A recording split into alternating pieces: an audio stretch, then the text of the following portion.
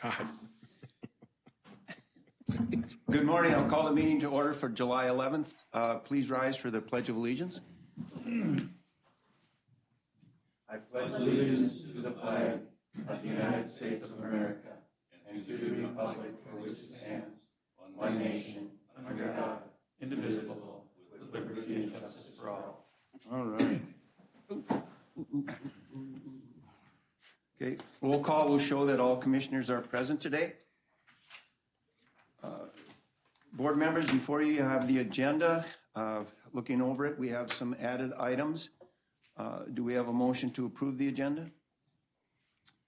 Mr. Chair, the one added item. One more? Added item is the memorandum of understanding with Linden Township, and we were going to add that under the environmental services agenda. Okay. I'll make that motion. All right. Okay, I got a motion to approve the agenda. Second. And a second. All those in favor say aye. Aye. Opposed? Motion passes. Next, we have the consent agenda. Before you are items listed 1 through 17.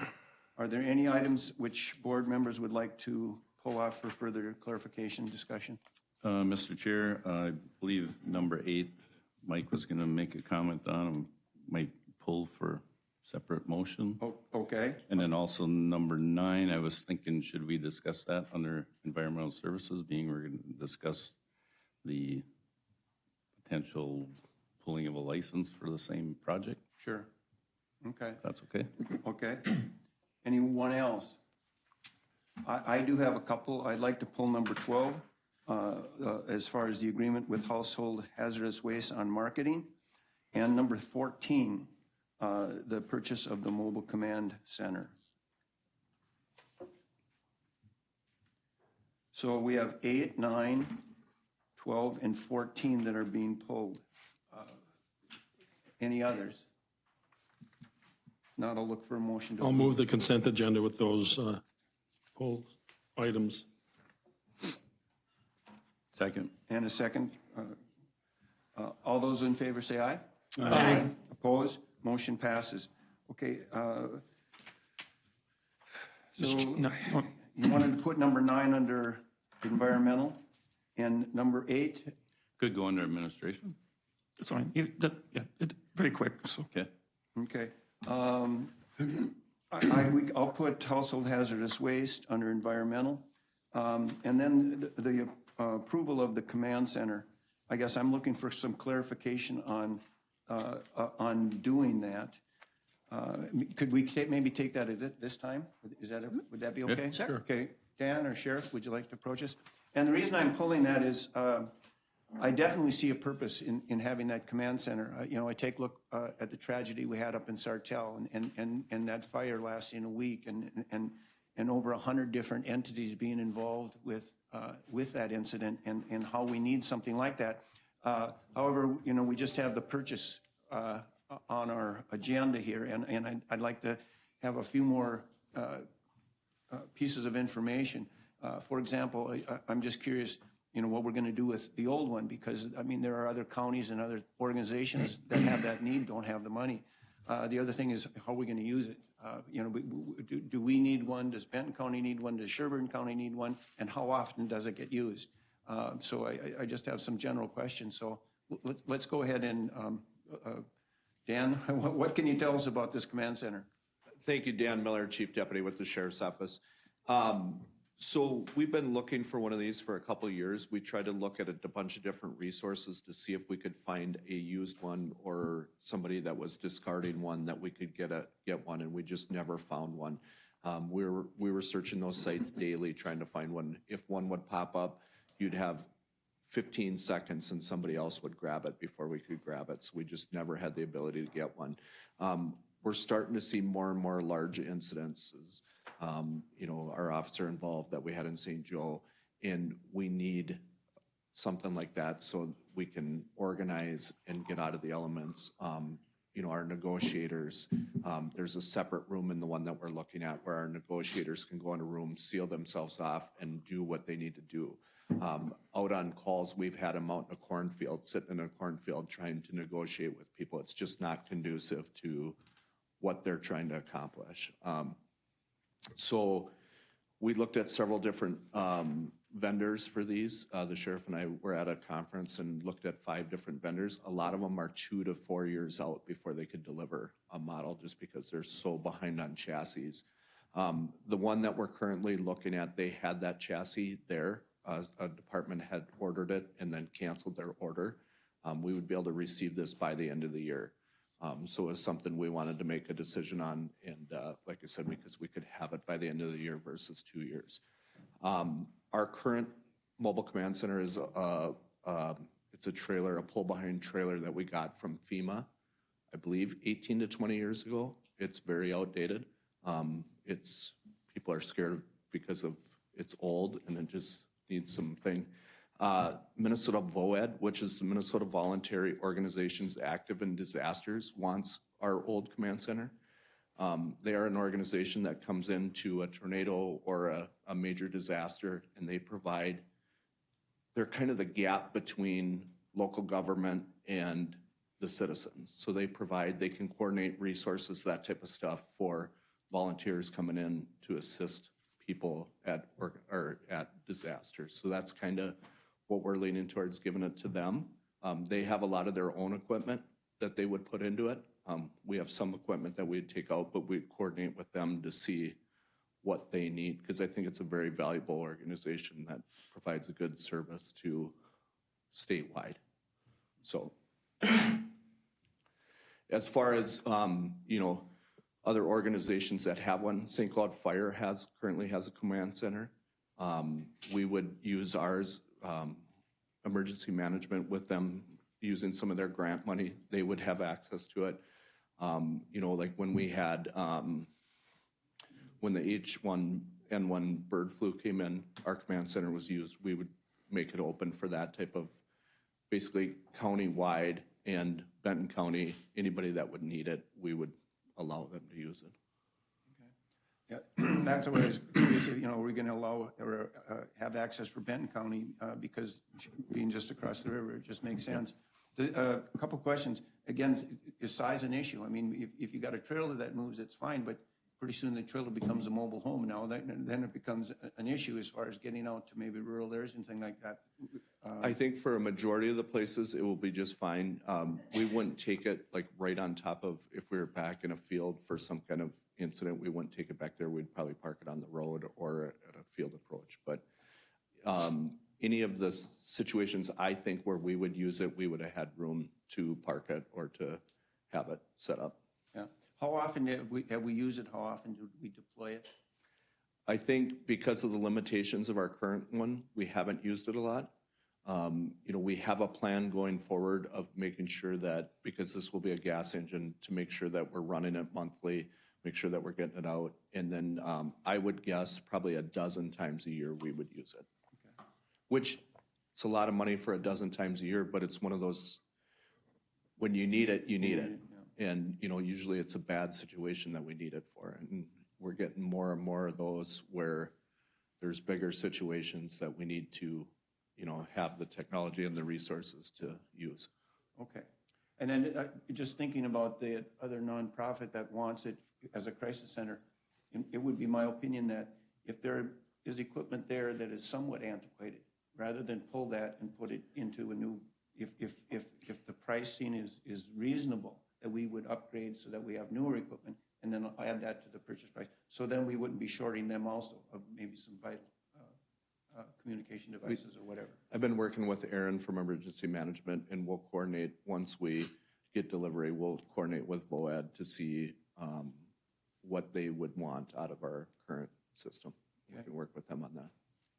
Commissioner Notch? Yeah, and then is this going to be stored inside, like yes, highway or someplace? Yes. Okay.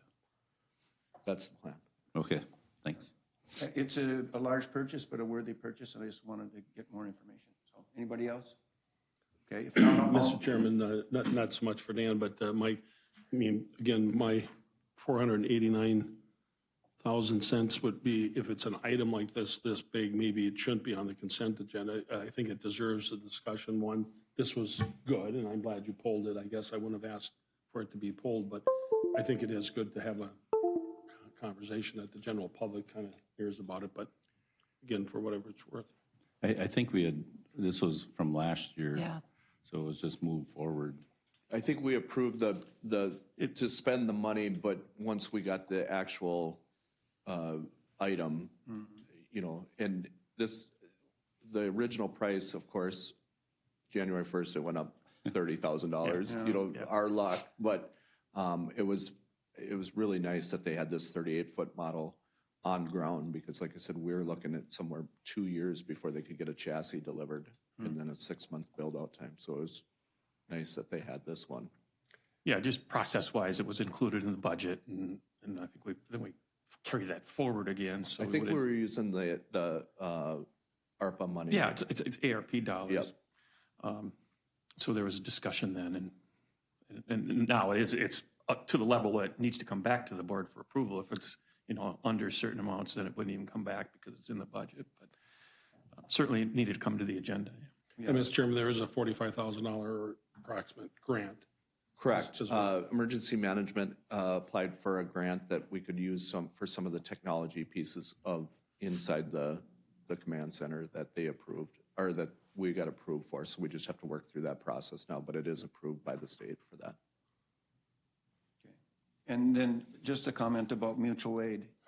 I'm very pleased with the way we get along with the other organizations, and we want to continue to have those relationships and let them know that we've got something available for them if they need for a crisis.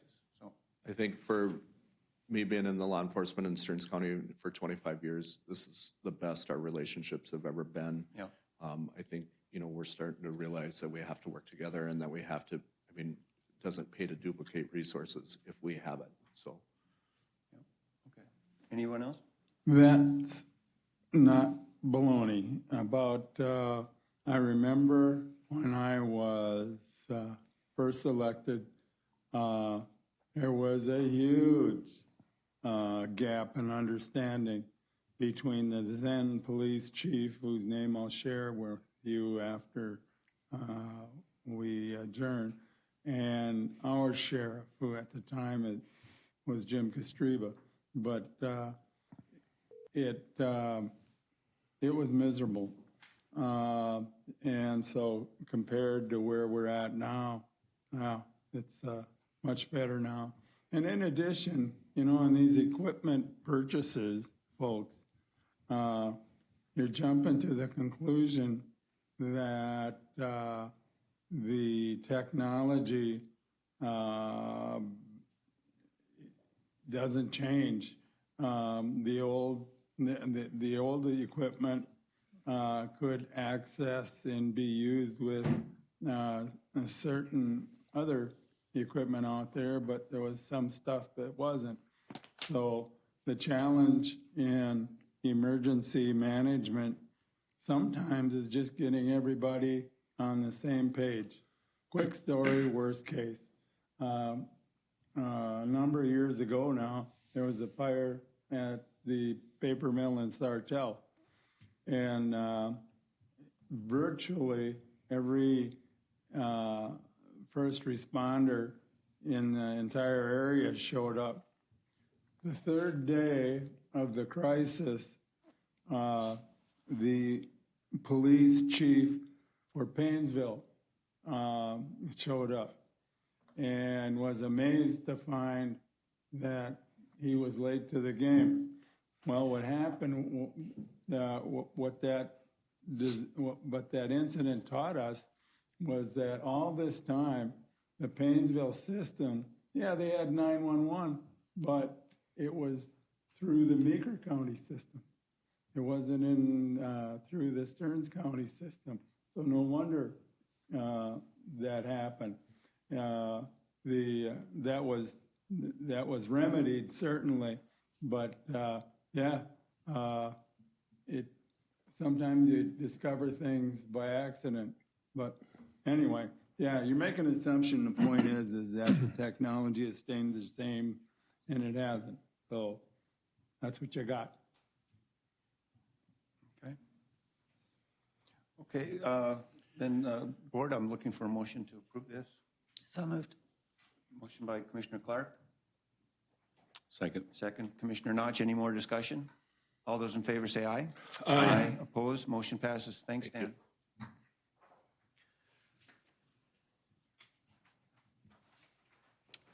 Okay, we'll continue to move on to Public Works. Jody, you're on. Good morning, Jody Tyke, County Engineer. My first agenda item is on page 262 of your agenda packets. I'm asking the board to award the contract for SP 073-675-041. That's the County Road 75 or 2nd Street South resurfacing between Trunk Highway 15 and Cooper Avenue in St. Cloud. We opened bids on June 29th, and we expected to have MnDOT authorization to award this because it's a federal project. We do need MnDOT authorization first. We have not received that yet. I would assume it's because of the 4th of July week last week and with the holiday. So the board has a couple of options in this case. You can award it contingent on MnDOT approval, and therefore the award date would be when MnDOT sends us that approval. And you can see the bid summary on page 263 of your agenda packet. The low bid was OMG Midwest or Minnesota Paving and Materials. They were about 3.5% over the engineer's estimate with a bid of $3,861,867.71. Or you could authorize the auditor and administrator to award it once we get that authorization, and then I would bring it back again as a consent item for the board to acknowledge that award. Mr. Chairman, I'll move that we approve it contingent on the state approval. Okay, Second. and a second. Any further discussion, questions? If not, all those in favor say aye. Aye. Aye. Opposed? Motion passes. Sort of under miscellaneous and under that same item, I know there are a lot of people concerned about traffic control on that project when it does start. It will start, I'm guessing, about late July. It will go through October. There will be lane shutdowns, basically. So there'll be one lane in each direction. It's a very busy section of road, and I know there's a lot of concern about that. They'll be doing the signalized intersections at night, at least the first two lifts of pavement, all the removals and the first two lifts of pavement, and then they'll be ramping those. So people should be able to cross those signalized intersections for the most part. There may be some brief shutdowns when we're doing our final wearing course, that final lift of pavement on there. But again, it's if people can find alternate routes, they absolutely should, because there will be a lot of slowdowns and delays with one lane of traffic in each direction and in excess of 25,000 vehicles a day through that area. So I just know there was a lot of questions about the timing of that, people who visit businesses in that area, and we're going to do our best to get people in and out of that area. But if you have alternate routes, I would encourage you to take them. And I do have a couple of other miscellaneous items for the board. We just received authorization to advertise for bids for State Project 073-070-029. And this is actually signal upgrades related to pedestrian safety on 20 signalized intersections throughout the county, one in Cold Spring, there's a couple in St. Joseph, throughout St. Cloud, Sartell. The good news about this is to do these pedestrian upgrades, we have to upgrade a lot of the wiring that our facilities electricians actually wanted us to do anyway. So federal money will pay for nearly 90% of that cost. Again, we got this funding through the Highway Safety Improvement Program. I'm asking the board to authorize a bid opening date of August 10th. Mr. Chairman, so move. Second. Okay, I have a motion and a second to approve opening those bids. All those in favor say aye. Aye. Opposed? Motion passes. And just as an informational item, on Thursday, this coming Thursday, July 13th at 4:30 at the Highway Department, we're having a public meeting. I did send a notice out to all of you as well, but for County Road 120 improvements planned for next year, and this is County Road 120 between Highway 15 and County Road 1 near the Sam's Club and Walmart on the north side of St. Cloud, basically on the Sartell-St. Cloud border. We're planning in 2024 to resurface 120 and then reconstruct the roundabout at County Road 1 and 120. We got some congressionally directed funding to do that upgrade to that roundabout and the resurfacing. So we are going to have a public input meeting just to talk about access and to show the public what we're proposing for that reconstructed roundabout to minimize the number of crashes and, of course, to be able to facilitate truck large truck movement through that roundabout. So just as an informational item for the general public. And that's all I have unless the board has anything for me. Jody, can you just give an update on how the roundabout project's going on 4 and 133? So that started on June 27th. For those who are wondering, or those who think that I don't understand detours impacting people, it impacts me every single day. So, I mean, they're moving along. They do have an early completion incentive. The completion date is August 31st, but if they finish it 2 weeks early, they get a monetary incentive, a small percentage of the overall contract amount, but still a financial incentive for the contractor, and I believe they are on schedule to do that. They want that monetary incentive. The detour, we did have to add several signs. Part of the issue with that detour is City of Sartell, 19th Avenue was supposed to be done last year, but they had some supply chain issues on their project like we've experienced on many of ours. So Sartell is still constructing 19th Avenue, so some of those signs we had to adjust our signs so they did not conflict with the City of Sartell signs, or that people didn't get mixed up between the two of them where the detour was. But again, I think they're on schedule to get it all complete by mid-August, and we do understand it's a lengthy detour and an inconvenience to a lot of people. Okay, thank you. Okay. Mr. Chairman, Jody, any update on the corridors for commerce funding or decisions? They said it was going to be after the legislative session. I haven't heard nothing. I have not heard anything, and I'm assuming that we would have heard something as a co-applicant on a couple, or supporters on a couple of different projects. The Highway 23 and Belle Claire Drive, that was a congressionally directed spending, but and then the Highway 15 one through St. Cloud, and we've not heard anything, so. Mr. Chairman, would you mind checking, asking, and then letting Joe and I know, because we'll have a meeting this month again with the Yep, coalition. I can do so that. Just to give us an update at least. And with that, Jody, mentioning 23, how is, on the other side of the river, how's that interchange going, do you know? I have not followed it that closely. I assume you're talking about the Highway 10 interchange. I've not heard of any significant problems, but I've not been following it that closely just because it has not directly impacted any of our roads, so. Drove through it this weekend. Boy, once you cross the bridge over to the east side, that's slow and go. Yeah. It looks pretty nice. It should be pretty decent when it's done. It will be a much needed improvement when it's all done, so. Yeah. Jody, do you also have is there a start date for Highway 75? Is that going to be this year yet?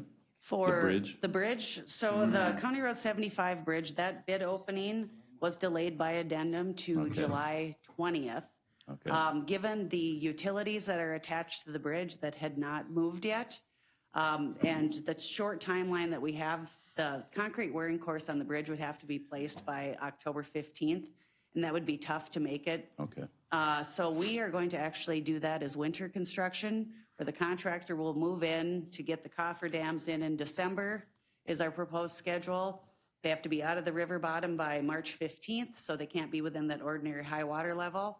So then they would have everything on schedule, assuming, to be able to place that wearing course after April 15th, and then the concrete paving. So we will be opening bids on that within the next week or so, and then be coming back to the board to award those, and that's the proposed schedule for that bridge project. So in hindsight, it may be good with the I-94 detours that are going on right now, and our roundabout detours at County Road 4 and 133. It's probably, in hindsight, the best thing that could have happened. So we are working to have that as winter construction. And Jody, that's going to be a complete shutdown? We're going to do both sides? That will be a complete shutdown. We figure in looking at it and doing some estimates in advance, it saved us a significant amount of money on the project, and it will save us in timeline as well, probably about a month and a half of construction time, even with the winter construction. Okay. All right, good. Anything else? All right, thank you. Thank you. Thank you. Okay, we'll continue to move on to item D, environmental services. Good morning, Hi. Mr. Chair, Hi, Shelley. members of the board. Shelley Benson, Environmental Services Director. Where would you like to start? We could certainly start with item number 12 if you'd like, or we could start wherever you'd like. Yes, let's go ahead with household hazardous waste and that grant. was that page 237? I gotta pull that up. Yep, packet page 237. What we're doing is extending the contract, so it's an additional $160,000 added on to the contract that we have had for the past few years. We have a contract with Framework for doing the marketing and advertising for the three programs, or the three, essentially the three programs, the Sharp Smart, which is how to package and manage your Sharps. Don't Toss, Drop Off, which is the one you see frequently in the St. Cloud area on the buses with the bus wraps, as well as the Reduce Your Waste, which is the one we typically tend to do a lot around the holidays. So that you'll see the big white billboards with, buy less stuff or buy experiences, that kind of thing. So those are the marketing campaigns that we currently have, and we are looking to do an increase, which would increase to $160,000. Last year we did $130,000 with Framework Marketing. We are looking to target the western side of the county a little bit harder this year, so that's why we are looking for a little bit more, and we'll be doing the print advertising that will also go into those papers when we do the local drop-offs and the mobile collections. Okay. The reason I pulled this, a couple reasons. I think in 2021 did we start at 75,000? Was that the initial? I cannot remember Okay. the initial. All I just right. asked for But last year. and then I take a look at $160,000, and I question, what are we actually getting for a return on that? In that we're advertising, trying to promote, but how do we have any parameters or any measurements as far as the effectiveness of that advertising? We do see that when we don't advertise, the number of participants go down, and that's one thing we have noticed. We probably should bring you the trend lines and show you that information. We can certainly do that, and I will make a note to put that piece together so that you can see kind of where we've advertised and how we've done it, and then when we see like the Facebook clicks or the other measurement tools, the signups for the Waste Wizard, those kinds of things, we can show you that information. So I'll make a note to do that. Okay. But I also, I question, because I think we had an earlier discussion maybe several months ago as far as the household hazardous waste and maybe making some improvements by the way we are collecting. And one in particular to me that I've asked over a number of years is to increase the Saturday hours. And I take a look at other counties that do it, Anoka, Dakota, some of the others. And to me, especially when we have Morrison County, I believe Benton County, Mille Lacs County, Sherburne County, all taking part in that, is that Saturday is a time when they have the availability to make a decent journey into St. Cloud and to Way Park, and for them to know, well, they're only open this many hours on this Saturday, which Saturday is it? And just in general thinking, when people do have that time, that Saturday would be the time that I think the most number of folks would be having that available time to bring that, opposed to during working hours during the day. Likewise, I'd asked about any possibility of opening an operation, let's say for the county fairs, where we promote that say, hey, bring your paint in at the county fair. And again, I look at $160,000 and wonder what's the return on that advertising opposed to projects that would maybe really initiate collection. Likewise, I think Commissioner Lensmeyer had talked about, and we briefly discussed, the opportunity perhaps for Public Works in certain communities to have a time, perhaps on a Saturday or certain weekends throughout the summer.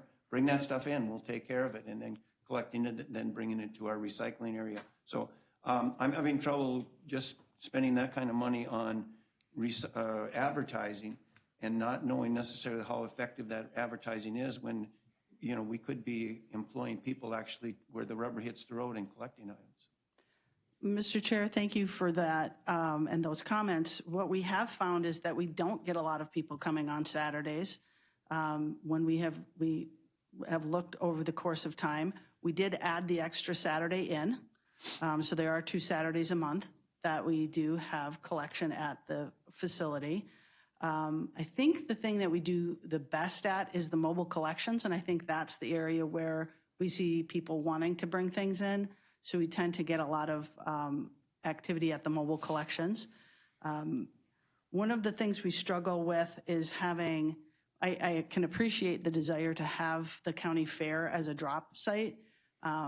However, there are certain parameters for us to work within, and I think it's been pretty limited as to would the county fair site really be an appropriate collection point without it being set up a little bit better and for flow through of traffic. I've been up to the Sauk Center area, and when it's fair time, there's a lot of parking, and I think the flow through traffic issue would be kind of a challenge, because if people want to drop off, that's great, but often they're coming to the fair to see things, do things. They're not necessarily thinking that they should bring in their paint or whatever else it is. Plus the parameters for doing that are kind of limited. So we can certainly, and we have, I know Mark has looked into addressing some of those. Are there other areas or opportunities for collection points? I believe he's talked to Albany Recycling, and there was another entity he talked with. And when we've approached the fire departments on, is there a way for us to do it? Because they usually have the right space because it's managed correctly. They are not ones who want to watch it and be a part of it. So it's a staffing, some of it's staffing. But we can come back and have those conversations so you can hear more about that. But we'll bring some of that statistical information back. Okay, let me just comment about that, a couple of things. I think with reference to the county fair, I think it was Yogi Bear that says that restaurant seems to be too busy that nobody goes there anymore. And so, I mean, when you got that kind of traffic, when you ask just a simple, we don't have to bring everything in there, but a simple idea of the paint collection. I had a resident from St. Stephen call me and say, Joe, why am I paying that extra money for the paint? You know, how come I got to always add more money, not only the sales tax, but the disposal on the paint? And again, I said, well, that's in there because of the reuse and recycling of the paint. And he says, well, how can we make that, you know, more convenient for people? Again, this could be a pilot program, I think, for all counties. Come to the fair and bring in a couple gallons of paint. You don't have to bring in the other things, but just paint itself, have a truck. We can put the collection right next to us, right next to the Chasm station or whatever. People would find it. And again, give them an incentive, give them a paintbrush for coming in, and give them a smile and say thank you.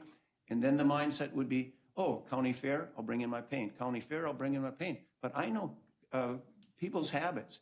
That stuff sits in the garage, it sits in the basement. They've got good intentions, but when we don't know when they can bring it in and how it's convenient for them, it ends up in the dumpster and away it goes to the landfill. So I would certainly like to see some changes on that. Likewise with the Saturday hours. Maybe our Saturday hours are difficult because people don't know which Saturdays they need to pay attention to. I would like to say, take a look at those counties that have Saturday hours and see if that's not their most used day. And I would believe it probably would be. I mean, as far as people getting haircuts or people trying to do things that require their off hours time, oftentimes are the weekends. And so I would find it surprising if Saturdays would not be the best day in order to do something like that. Mr. Chair, didn't you provided a study of that a while back that had those statistics? A couple of months ago, we were here with that information, but we can bring it back. I don't recall seeing the Saturday studies. It was on each entity that they tracked, had their hours on there, the people, I think, that came to it. Okay, We can bring it back. Yeah. Okay, absolutely. In other counties, Mr. Chairman. Yeah, in other Right, counties. obviously you're talking about Stearns County. Right. Right, because they were trying to do a comparison to see the feasibility of what hours, what times. And then so their hours on Saturdays were not higher than the regular days. I can't Jeff, answer that for other we counties. got somebody here that's actually in the business. Yeah. Jeff, Mr. you Chairman. weigh in on this? Mr. Chairman, and just on that point on other counties, Mike always tells me that we never do anything that any other county does. So just, or at least certain counties, kiddingly. Way back, believe it or not, environmental services didn't want to do the collection at community cleanups. And that was like pulling teeth. And we finally got over that hurdle. And they're doing that, and I can tell you again, that is by far the highest use time is when there's community cleanups, and then you have that as part of that community cleanup. There are some, I think there's only 10 mobile units that I'm aware of dates and time or less in Stearns County. You do it on a Thursday at a church parking lot. I mean, you've got 10 people. Again, they're working, it's not on their radar. I like your fair idea. You don't need to do it on the fairgrounds. You can do it across the street in that business parking lot, huge parking lot, or there's you could just do it in the community or I like that idea because again, people are coming there and they'll get used to it. I think that, and on Saturday, if you only get 5 people that come in on a Saturday, but they get rid of 400, 500 pounds of hazardous material, what's that worth? It's not the numbers of people, it's the number of product that I think, and then once you are, like you said, regularly open, people will get into it. Every Wednesday night, they're open. Every other Saturday, if that's what it is, it is.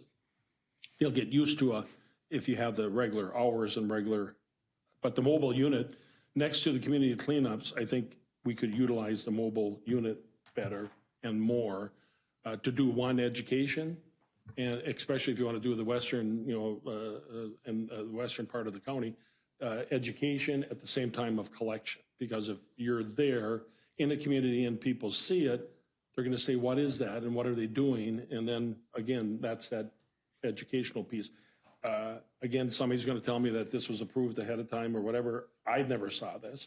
And I was surprised that, we're spending this kind of money on marketing. It kind of would be like advertising highway projects or something in my mind. We don't need to advertise highway projects. I don't think we need to have bus wraps and everything necessarily, but I think we need to go out there and do the actual collection, advertise at the same time, have a booth at the fair, educate people by having the accessibility of being able to get rid of the stuff.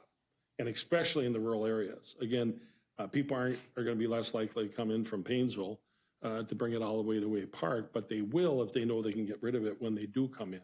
But you have a mobile unit there like we do at the cleanup, that's huge. So I think we should, personally, I'd feel more comfortable having the overall discussion on hours of operation, mobile unit use and everything else, along with this budgetary item, rather than do it piecemeal where we're spending money on advertising without knowing what do we want it to look like as a finished product across the board.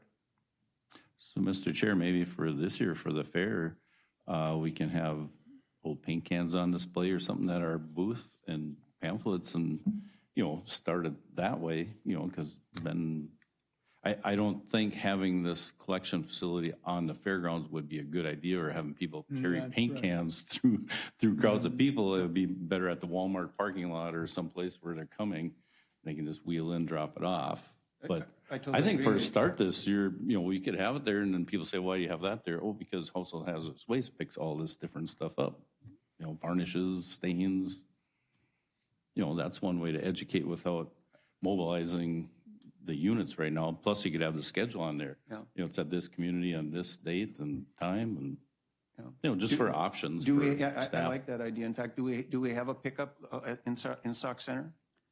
I would have to look at the calendar. I can't remember where are all the mobile events at this time, but I know there are some in September or August and September yet. And we certainly can provide some of the schedules as well as some products so people will know what is to be brought in. That can certainly help. So we can set something up for the fair for you guys to help promote that as well. The highway department has a facility adjacent to fairgrounds. I park there all the time when I go to the fair. I would just, make it convenient, but don't put it on the fairground. I like that idea a lot. And just appropriate signage that people know where they're going. Yeah. To Commissioner Bertram's point about the satellite pickups, do we have Albany, Belgrade, Sauk Center, Avon, Melrose, and those communities covered with pickup? I cannot say exactly which ones are where. I believe Melrose, Sauk Center, Belgrade, I think, has. Belgrade had one. definitely, Painesville, but I don't know if Albany has one. I don't believe Albany. Mr. Chair, I pulled it up. If you, thank you. can't speak to the past events because only the future ones are listed.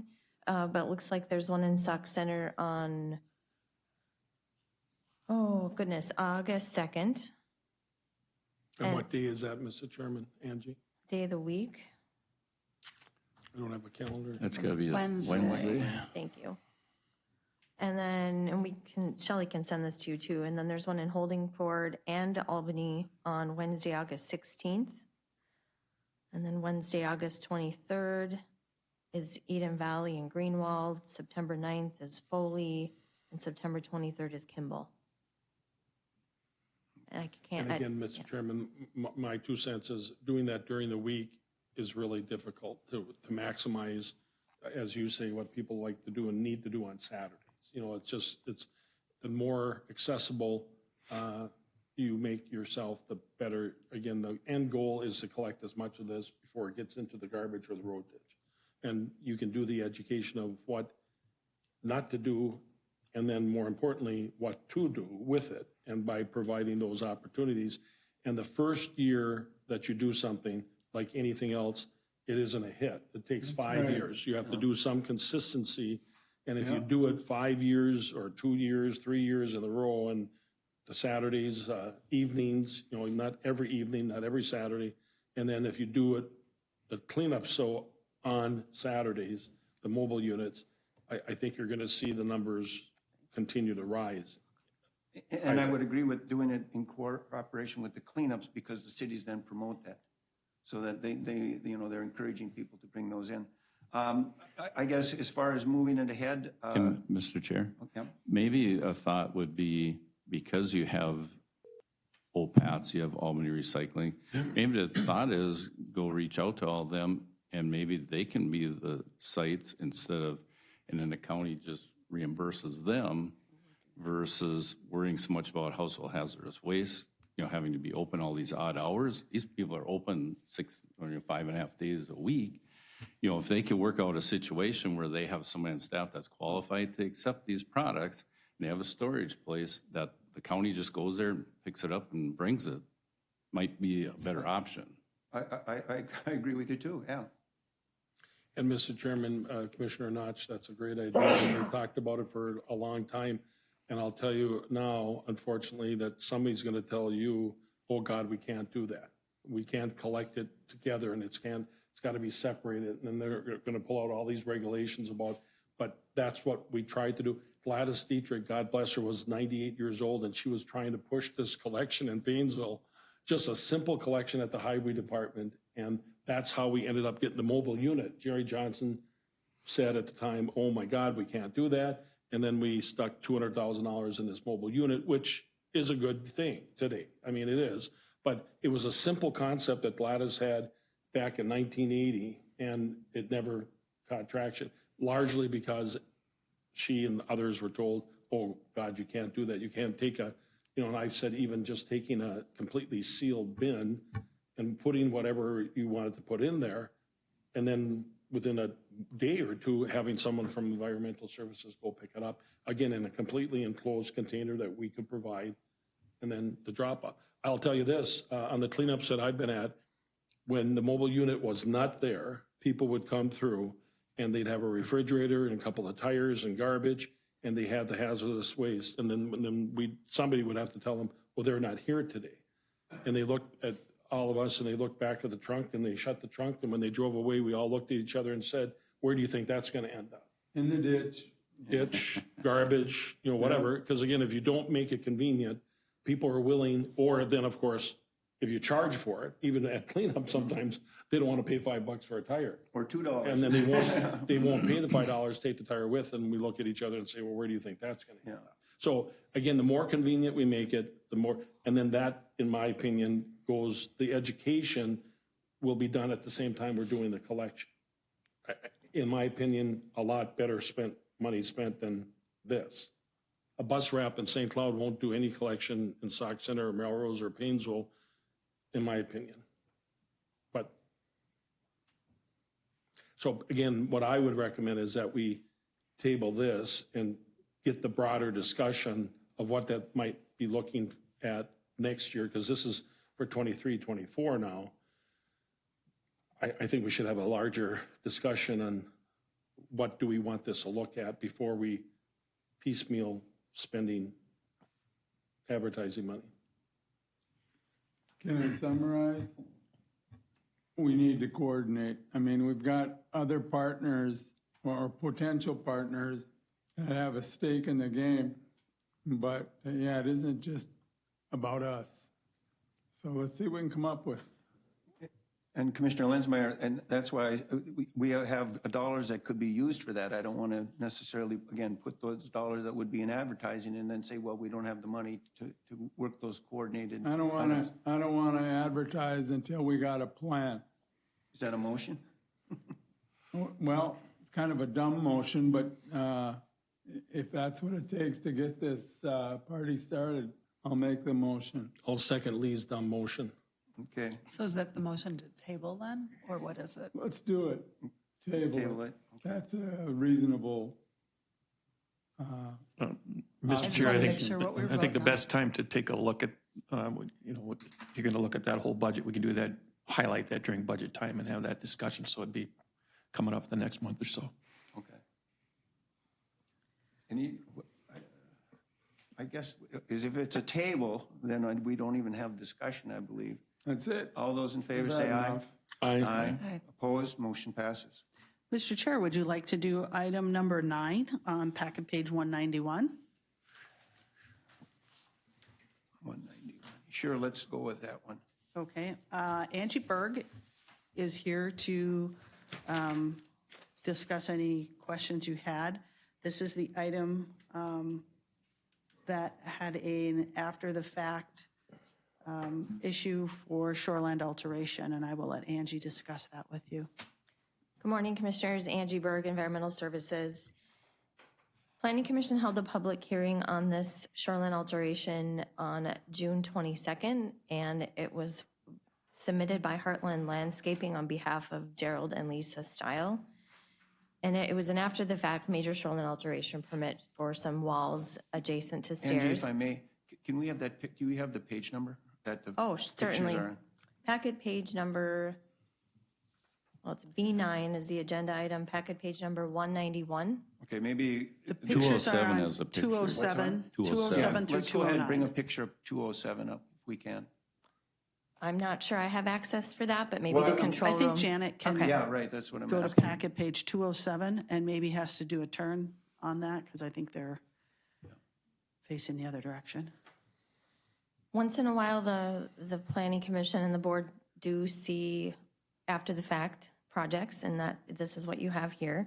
The Planning Commission did a nice job going through their findings. They spent a lot of time going through the request, and on a 4-2 vote, they did recommend approval of the permit with the findings listed starting on packet page 192. I can certainly read through those if you'd like me to. Otherwise, typically, the board will either concur with the Planning Commission or hold your own public hearing. I guess the reason I asked to pull it to go along with the Heartland request was because it seems ironic if we pull this or approve this and then, we might just say, okay, Heartland never had a problem before, so let's not do the public hearing. So I guess that's kind of why I wanted to discuss them at the same time. Right, so Mr. Chair, Commissioner Notch, this is really two-pronged. We have two decisions to make today. One is on the conditional use permit, whether or not you're going to concur with Planning Commission or hold your own hearing.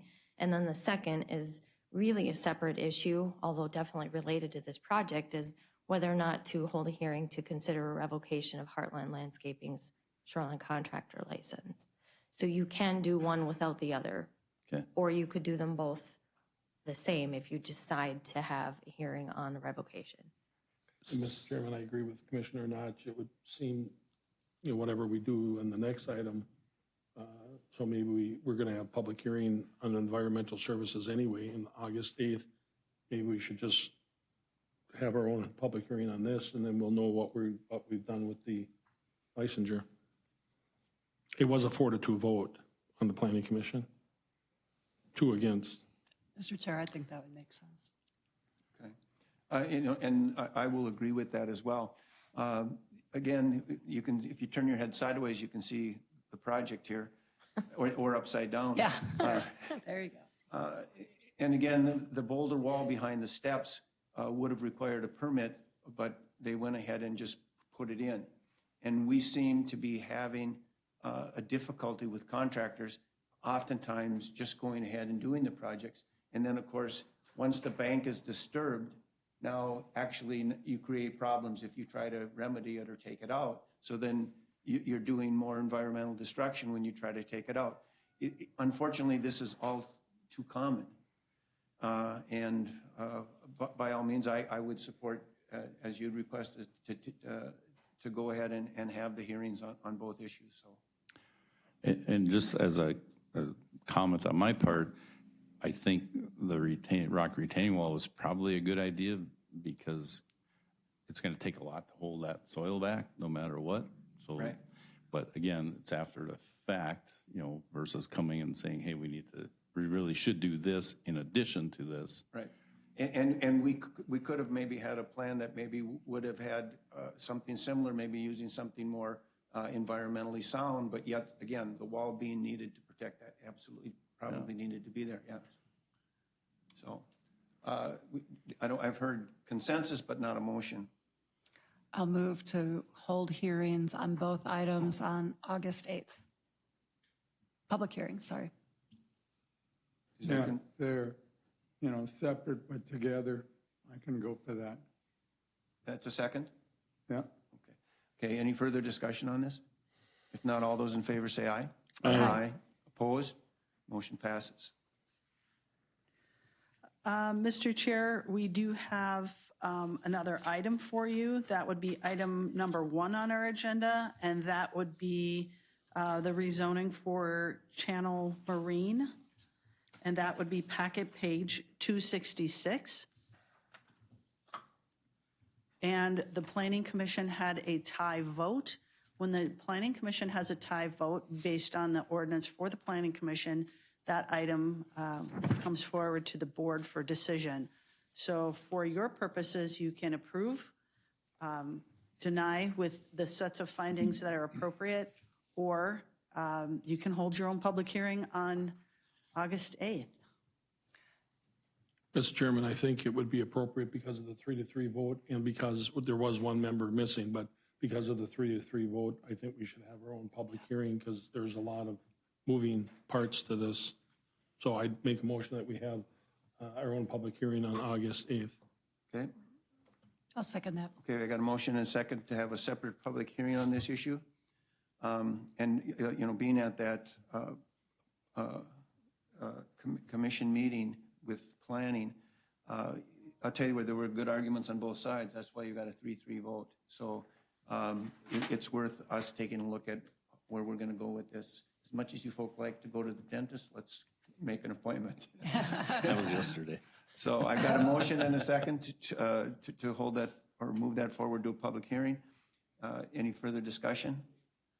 Not all those in favor say aye. Aye. Aye. Opposed? Motion passes.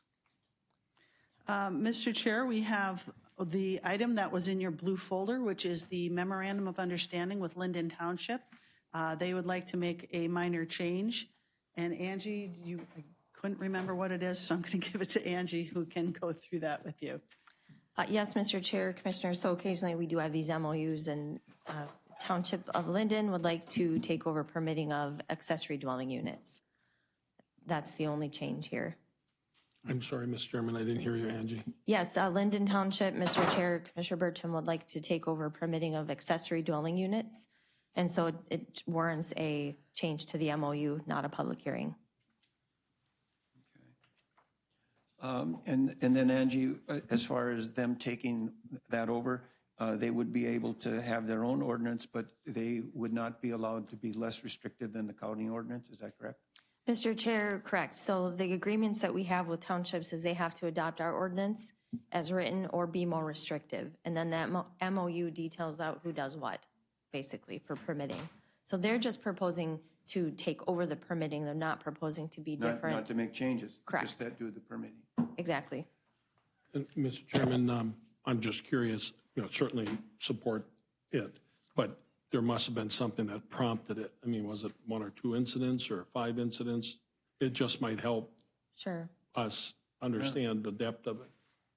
Mr. Chair, Commissioner Bertram, the township had a request for an ADU, and we hadn't updated their MOU since before we adopted the accessory dwelling unit standard. Mr. Chairman, Angie, just for the public, explain what ADU and MOA, I know what they are, Yes, but sure. We'll start with MOU is Memorandum of Understanding. It's an agreement between 2 parties, in this case, the township and the county. And then an ADU or an accessory dwelling unit is something that was adopted a few years ago in the county ordinance, and that allows for a separate dwelling unit either attached or detached on the same parcel as the primary dwelling.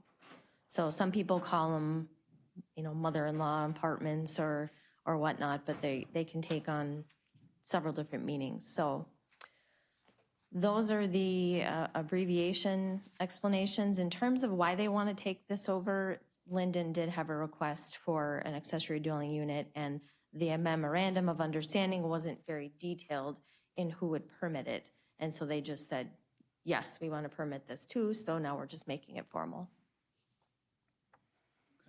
so the motion, Mr. Chairman, would be to approve the resolution. That's what you're looking for. Correct. So moved. Second. Okay, second by Commissioner Notch. Any further discussion? Not all those in favor say aye. Aye. Oppose, motion passes. Mr. Chair, just to remind you and Commissioner Notch, we have our accessory building meeting tonight at 5:30, and the commissioners did recommend Commissioners Persky and Notch to sit on that. There's been considerable interest from the public on this, so I do suspect that there will be people in attendance, which is fine. It's a public meeting. It's just not a public hearing. So we're anticipating a couple of meetings. Tonight's the first one at 5:30, and we will start the discussion. Okay? And that's at the West Service Center, correct? Correct. Mr. Chairman, Angie, if I can ask, just keep us posted, and then also there will be people there, but more than likely there'll be less people there. We've all been getting emails, I'm sure, but kind of trying to consolidate those and then keep those people that have contacted us kind of in the loop of what the discussion is, I think would be helpful just to add the flavor of the discussion for the committee, I think. So somehow you can kind of keep us posted and keep it online someplace of what the discussions are and regarding to, I think that might be helpful. Yes, Mr. Chair, Commissioner Bertram, I will do that. We'll take meeting notes and then some summaries. And if you do have people that are contacting you directly on this issue and you would like me to be kind of the coordinator of communicating with them, just give me their name and number, email address, and I'll add them to my list. Okay? And Angie, as far as then, at the meeting, will there be any public input? Are we looking for public input or not? Mr. Chair, commissioners, typically this is a committee discussion, right? Yeah. So the committee is going to, Shelley and I will describe the goal of the meeting, why we're here, and then discuss what the committee believes should be looked at or not looked at. Typically, it's not noticed as a public hearing. Correct. So if So that there'll be that opportunity when we come up and at the ask board. for public input. Correct? Exactly. I just want to make that clear. Yeah, that Mr. Chair, people you're gonna- don't think that they're going to have an open mic and be able to dictate what's going to be happening at the meeting. And I've laid that out. Again, I've invited everyone to attend that wants to, but made it clear that it's not a public hearing, that they can be there for observation. They can communicate with you. They can communicate with Shelley and I on any ideas for change. and those will be brought forward. Commissioner Clark? Yeah, I think kind of to your question or point, Jeff, I mean, so for people who come, will there be a way, they'll be told either there's an email or something else that they can give ideas or feedback, just so we've got some, for anybody who comes, they might not be speaking, but that they'd have a way of, if they've got some suggestions to put that forward, in addition to what he was suggesting. Can do. And Mr. Chairman, I agree with that wholeheartedly because it would be a missed opportunity not to kind of, hear the real life stories of what, Heck, if you do this, this is what the, ramifications are. I think that would be helpful. Okay, good.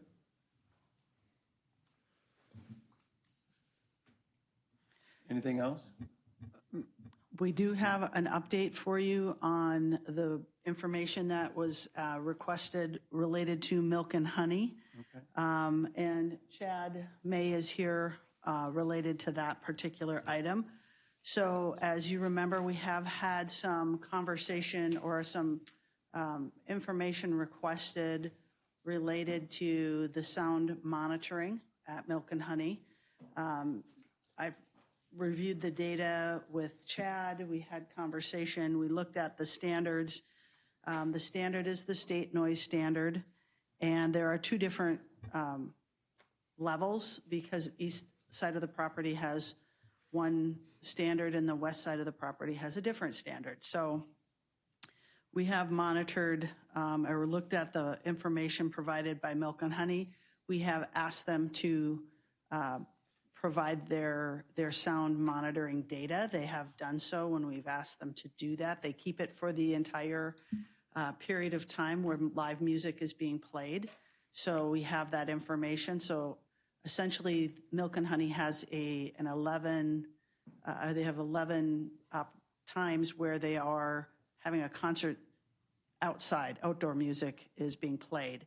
And so for those 3-hour periods from 7 to 10, those are being monitored. Those are within the standard business hours, so they don't constitute special event. Special event is anything that is outside of the standard business hours. They have provided notice for those events that are outside of standard business hours. 2 of them have been completed already on the special events, and we have 2 more that are anticipated July 29th and August 19th. I'm assuming those are probably weddings or some larger event like that, but the music still is required to be done at 10 p.m. regardless of special event. So we have taken a look at some of the things that were requested based on notice. Chad, do you want to chat about the notice provision a little bit? Yes, Commissioners Chad May with the Stearns County Attorney's Office. I was able to speak with Milk and Honey's attorney. I think we received, and you may have received a question regarding the sufficiency of the notice. It was not necessarily comprehensive in nature. I did speak with the attorney. They did speak with Milk and Honey, and we're setting up a meeting. They are willing to provide an annual comprehensive notice, which will include everything from ambient music, say a small speaker in a pumpkin patch. They will provide notice as to music events during normal business hours, and then consistent with the requirement currently, they'll also include the special events that are those outside the business hours. So it'll include the notice to us and to all the neighbors as to every type of scenario in which music or noise would be created. And board members, if you're not familiar with what Mr. May is talking about, is the residents were told that they were going to be given dates when events were going to be taking place. Well, they were given a notice, I believe it was in April, that just said we're going to be doing things and having activities, and this is a perpetual and permanent notice that activities will be taking place. Well, that hardly meets the friendly neighborhood guidelines that we had said that give us some dates so that they can plan appropriately if they're doing something on their property or what they're considering. So again, I felt that was very inappropriate, and I appreciate you being able to remedy, and we'll get that under control. Likewise, the county should have been presented a schedule of those events, I believe. Is that not true? Mr. Chair, we did receive the special events as well as the information related to their concert series when they were going to be doing that. The county does do our own independent monitoring, so we don't just take their information. We also do our own independent monitoring. That occurred over the course of this last weekend. And we haven't taken all the data yet. That just occurred on the 8th. I think that was Saturday. So we will be crunching those numbers and looking at it from comparison standpoint. When staff was out there, they did not notice any irregularities, and there were no concerns being addressed. I did check in with the sheriff's office. No sheriff's complaints were filed. And to Commissioner Lensmeyer's point, he asked about kind of what is that background highway noise? And thankfully, staff took a look at that point prior to any other activities occurring. They found that between the highway noise from I-94 was between 46 and 49 decibels. So there is a kind of static, current, constant noise that's happening from I-94, but it is definitely below the 2 decibel readings, whether it's on the east or on the west side of the property. What we measure is the decibels at those locations. We will be providing that information to St. Joe Township as well as the person who made the request for that information. So we're going to be providing that. We're just trying to make sure we crunch all the numbers so that we have the full list of information for them. Okay, it's interesting, I did get a couple of phone calls on Saturday, and it was interesting because what they said is that, you know, tonight the music's tolerable, that actually it doesn't seem to be offensive. So it makes it interesting that the county happens to be out there monitoring the music, and the music is at a level which seems to be tolerable. And they mentioned that this has happened on several occasions. And also that they've called the sheriff's department and had sheriff's department out there, and the deputy says, that's too loud. I'm gonna go over there and tell them to turn it down. So it seems to be there's an inconsistency about the level of noise. And when it's within the acceptable range, the neighbors don't seem to have a problem with it. And that being said, I guess I would be concerned about when we are getting the data from Milk and Honey, how are they actually collecting that, and how legitimate is that? And then there seems to be a considerable number of issues that continue to come up with this property. Again, I was at at the request of the residents, there were 5 residents that were complaining about what's going on out there. Again, when the music is loud, when there's excess number of people. Likewise, they sent me some photos from Saturday, and they said, Joe, there's got to be way more than 300 people on that property. And then they sent me pictures of the parking at the entrance. They're parking on the grass. I thought that the parking had to be on a parking lot, but that doesn't seem to be the case. So I don't know if we had somebody out there, if they actually made an attendance check as far as the number of people, again, on the property, not necessarily customers, but it was clearly stated that it was going to be under 300 people. I did, though, want to just let the board know that this angst comes from the original development when this all took place. There seems to be continuing issues. Like this past winter, as a cold season was coming up, they were putting tarps on the side of the building. And those tarps then become a hazard when they bring in indoor heaters because they're not permitted, the building's not permitted to do that. So the township actually had to get a cease and desist order for public safety on that. Now, when they were challenged about that, they did not respond other than, well, you make us. It does. Our attorney says we don't have to. But then when a push comes to shove, okay, they back down because they had to have a cease and desist order. I would like to believe that they're actually trying to make and work cooperatively with the neighbors, but it does not seem to be what is actually happening. I just want to let you know where the neighbors are coming from this. This is the original proposal that we had from Milk and Honey when they originally came in. If you take a look at the area that was starred, it's, I don't have my glasses on.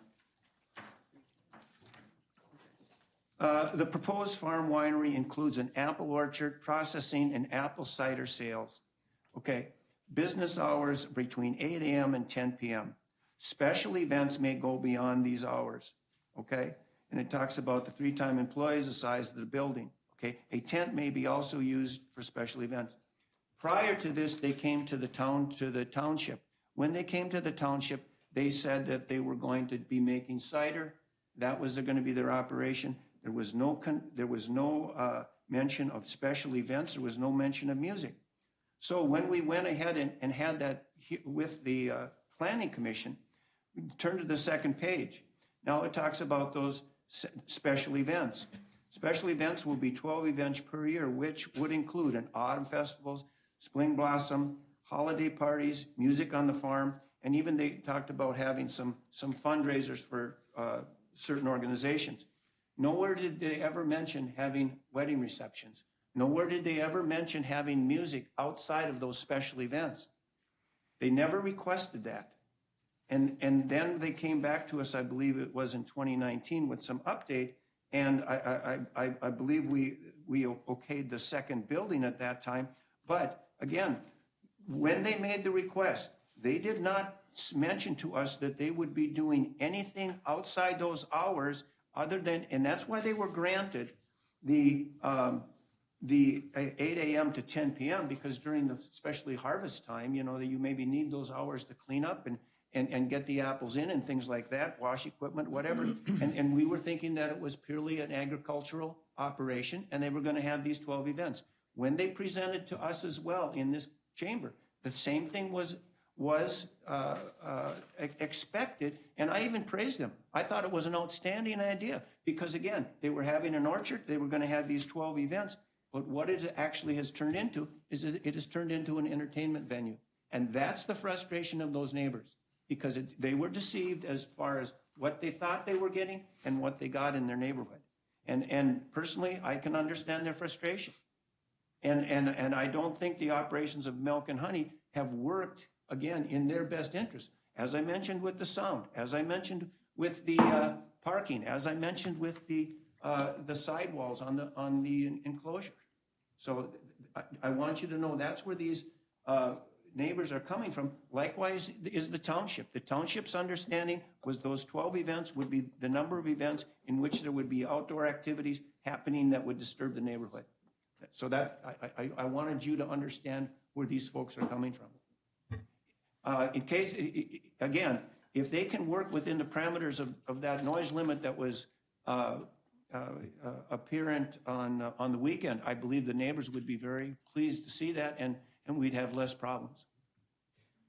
So Commissioner Persky and Commissioners, I can answer those questions. As far as the township and the tarps, the CUP from the county's perspective required a condition that there be a tarp or music dampening system installed.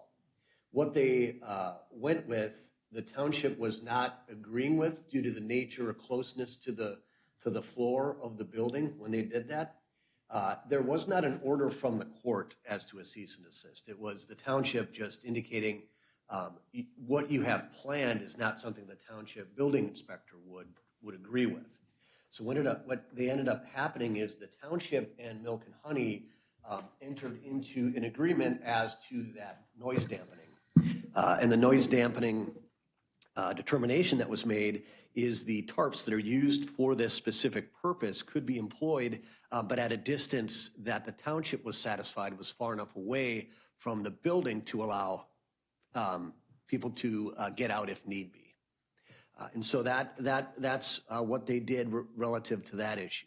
The parking and number of people, we have not received any complaints as to traffic or parking, but that was part of that previous larger hearing. So that's something we would need to get and get information on to address that. I can send you those pictures. Okay, that would be great. So we can talk with them regarding that.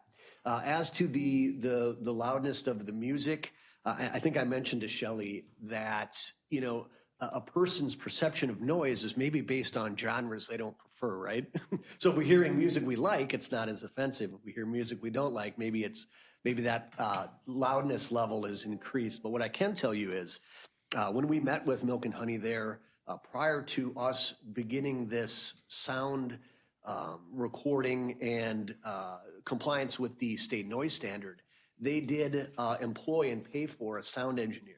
That sound engineer set up all of their equipment consistent with, as far as we were concerned, consistent with the what the state noise standards would require regarding the equipment, their efficacy, their ability to record and keep that data and then provide it to us, and then also the location of those sound recordings, which is all the requirements under the MPCA noise standards. So once we were happy with that, we said, do we have access to that if we so ask? And they have provided that to us every time that we have asked for it. Now, of course, as mentioned, we do want to make sure that the county is independently checking that to make sure that the data they're providing is accurate or consistent with the equipment that we have with individuals trained to use it as well. And so we did have an independent check last year. It showed to be within the same range as the data that was provided by Milk and Honey. We did just do a secondary check, independent check this past weekend. We did get the raw data. We're going to compile that and provide that for the board. From what we understand, it is below the noise standard, but we'll have to evaluate that to verify. So those are the things that are happening relative to the noise standard and the noise recordings that they're providing. Okay, Chad, let me just tell you though, again, the noise appeared, or the volume of the music appeared to be under, of which, again, one of the residents has their own device. And he said, yeah, it was within the limit. But again, we go back to the times when it wasn't. Now his device is saying, it's over that amount, and he takes pictures of it and he shows it. But you're questioning the credibility of his equipment. Can we have does the sheriff's office, Sheriff, you're here, do we have a device that simply can be held in the hand and measure decibels? That when we get the call that there's a problem here, that the sheriff deputy just says, yeah, that's too loud, I'm gonna go over there and tell them to turn it down, and we get a number on that.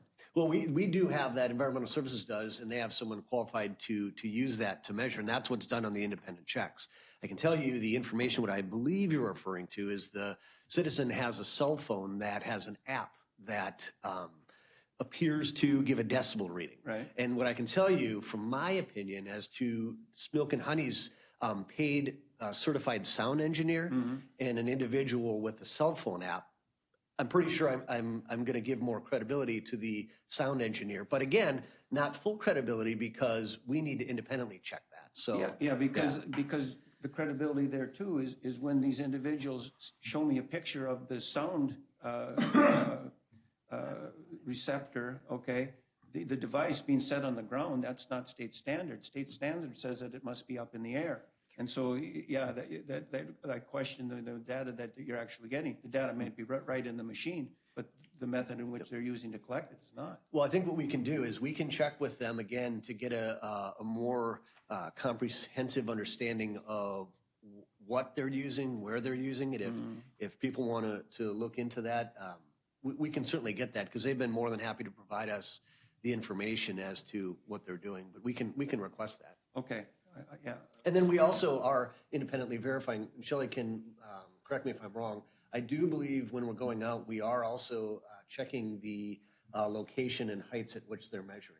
Correct. To be consistent with the noise standard. So we believe the data that we're being provided is coming from the devices that are recording the sound at the locations that the noise standard would require. Okay, I think we can move on with this, but I would like to see that data and the sites, locations of those monitors, because again, I'm hearing different information from the folks that are out there. And again, there are times they say that it's within levels, but again, sometimes also, Chad, as you mentioned, the genre. When it comes to rock and roll, sometimes the volume goes up, and as the evening goes on, it gets louder as well, opposed to, some other form of music. I'm hoping that we can find some middle ground between the two groups, so. Yeah, let's see no, if I that believe we happen. can. Okay. Anyone else? Mr. Chairman, I very vividly remember this item. I was chair of the planning commission. Neighbors were there.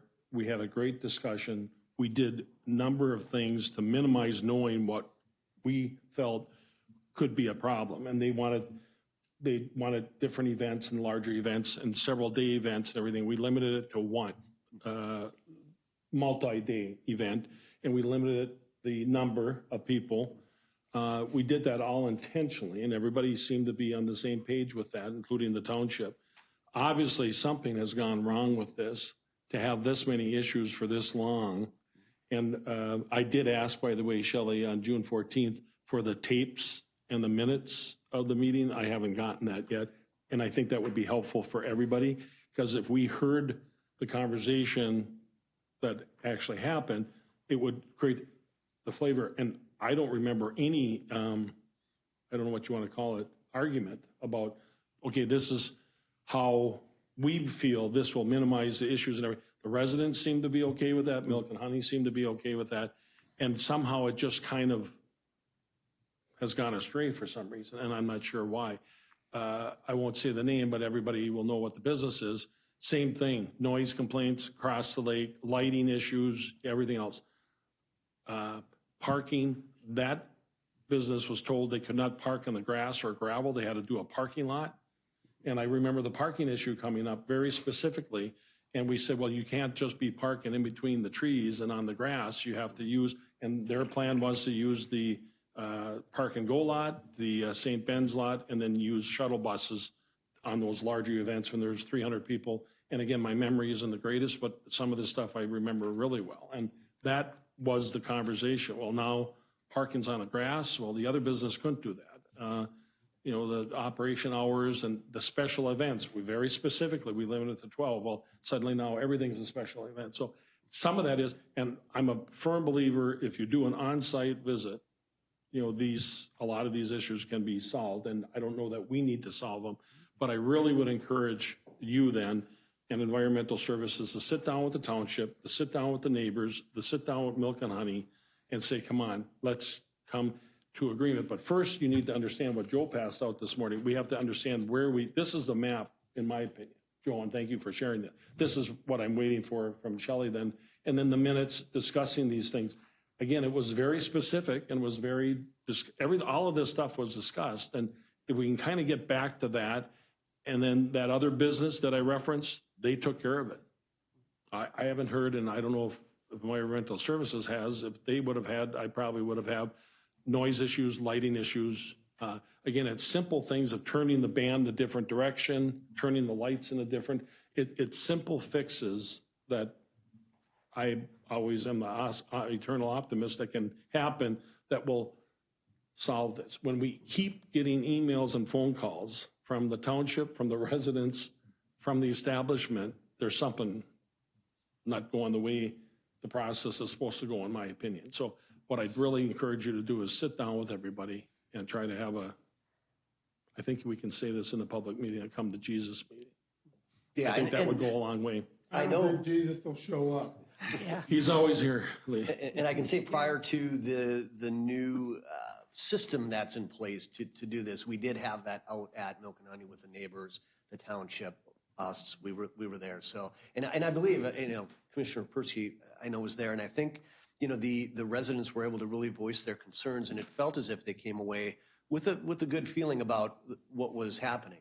And so going forward, what I can say is, as far as what we've been provided, Milk and Honey's been very receptive. We can only act on the information or complaints that we get. And it has, I don't believe we've seen mass or extensive neighborhood opposition. Maybe I'm not getting that or we're not getting that, but again, that's something we can only operate on if we get that information. You want them to come in? Well, just provide it to Environmental Services and then Send it. Better yet, make it convenient, and we should go out there. Yeah. And the parking issue is a perfect example. Yeah. If Nobody knew that happened, so I one's mean, telling we us need that. that information. Okay, and then Chad, too, we had that meeting, and like I said, I thought we were coming with an agreement, but again, that letter coming from Milk and Honey saying that, you know, these are going to be perpetual and permanent, that there's going to be noise on the property, and they give him no dates. That's not. So, well, and I agree. That's why they have agreed to do a more comprehensive notice. The genesis of that notice, however, they were already providing notice as to the music series during normal business hours, and they were also providing pursuant to the requirement of these special events that were the 10 to 12. Well, the only part that they weren't providing was a pumpkin patch speaker. And so then that was the complaint. It came to us and we said, well, that could be perceived as music. And so their response was then, let's just cover our bases. But I can understand how that is perceived. And that's why I think they've agreed to say, hey, let's do a more neighborly notice. Yeah, well, but that's what we required them to do, is to notify the neighbors. By them having it on their website is not a notice to the neighbors. And sure, they had their schedule there because they're advertising, but that was not the agreed notice to the neighbors. Okay. Mr. So, Chair. okay. Yeah. I just wanted to make sure I was going to jump in before, Okay. but want to thank you for making this kind of effort. It's really important. It reinforces how hard human behavior is to do with an ordinance. There's actually a lot of flexibility in this. And if they would have stuck with it in the noise, they'd probably be in a much better state. So please do keep working on it. I already suggested to the chair that we go out there at some point just because. And I might add, we've now been on this for 25 minutes and it wasn't an agenda item. So my request would be to please put it on the agenda if we're going to do something that requires this kind of thoughtfulness. So. I don't think it's, I don't think I see that as an oversight by staff. I think it is a result of inconsideration on behalf of the board. When does regulation end and harassment begin? We're into the harassment area, and this is crazy. In the past, I've been part of situations that involved the board that was embarrassing, but we hadn't for a long, long, long time. We're back.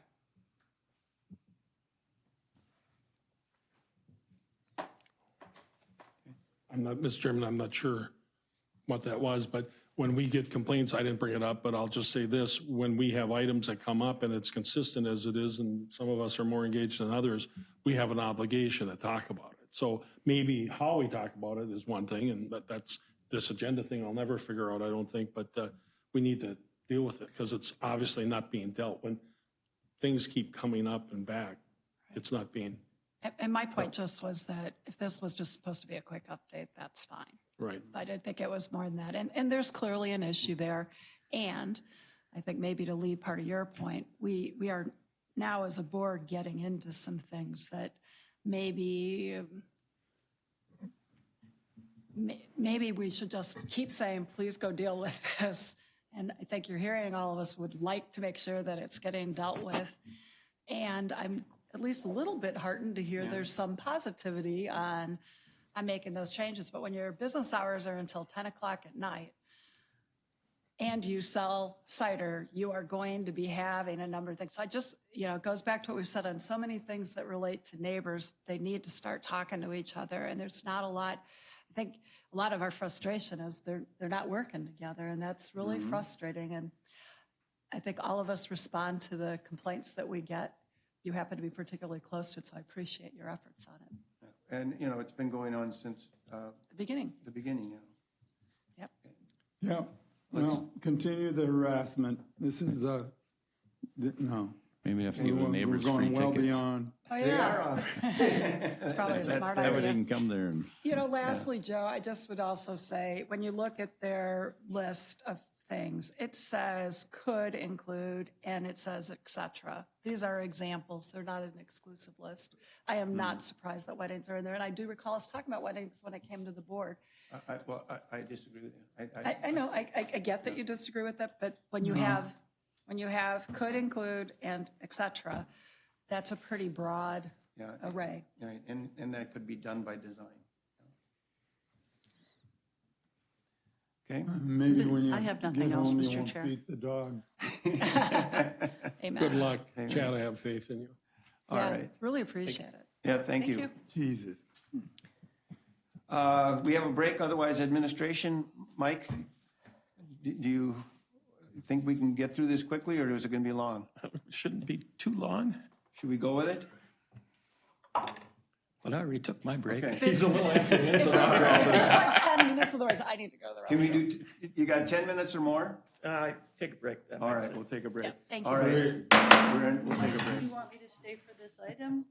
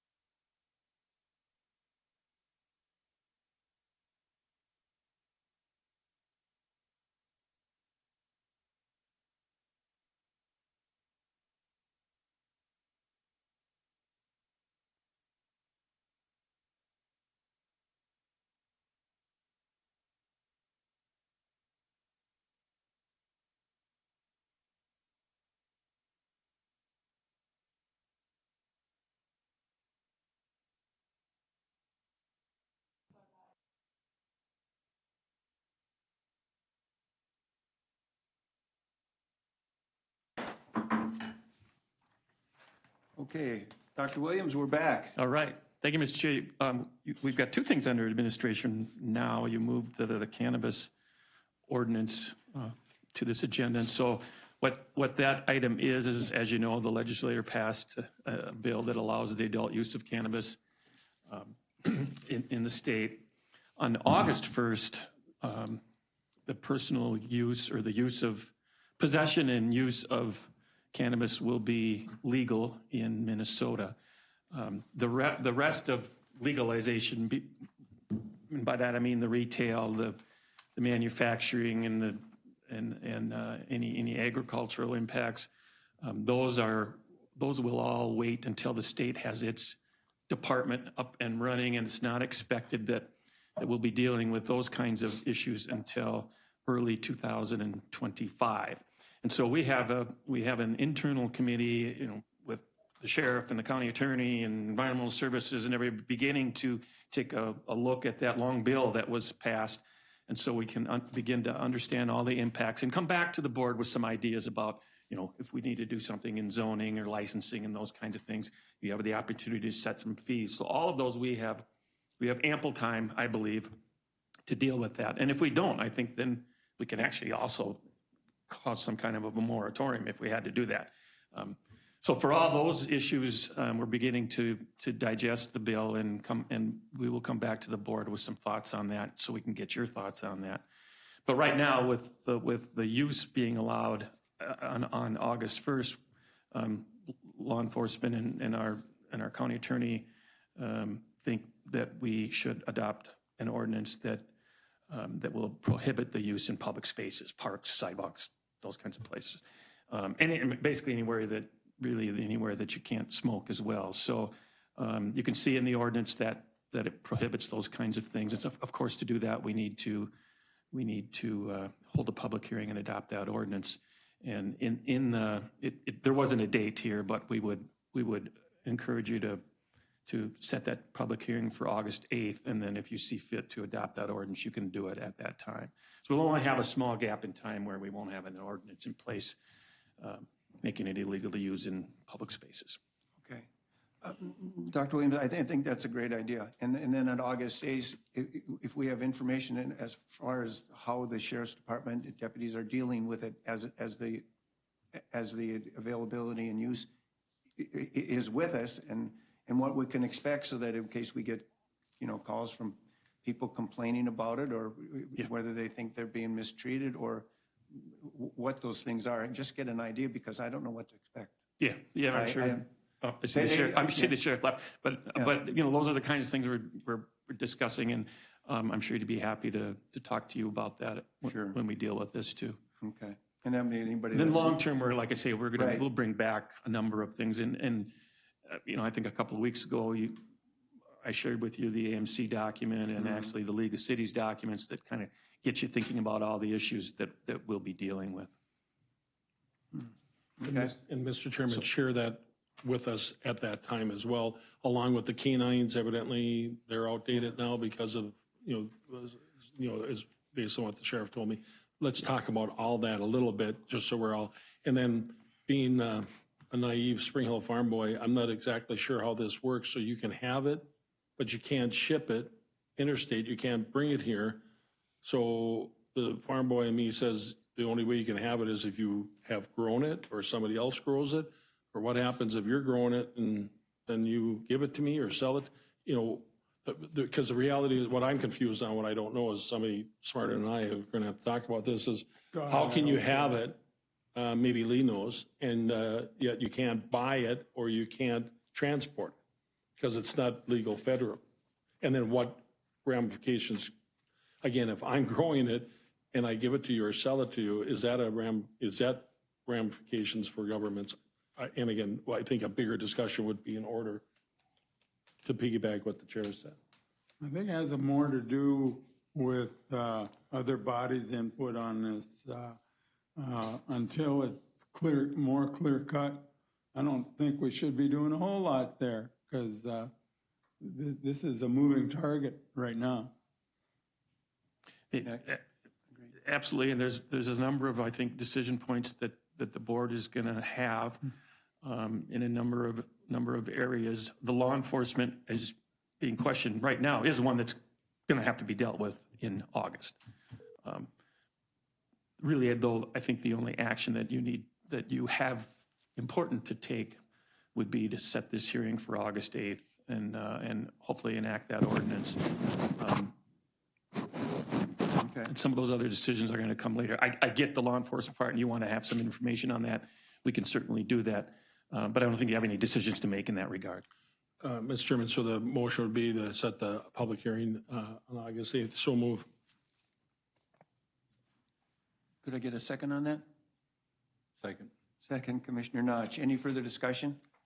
Oh, thank you, Dr. Williams, on this. All those in favor say aye. Aye. Aye. Opposed? Motion passes. Well, the second item is just a broadband update. And let me get this up for you and show you some of the current maps. You seeing that? Okay.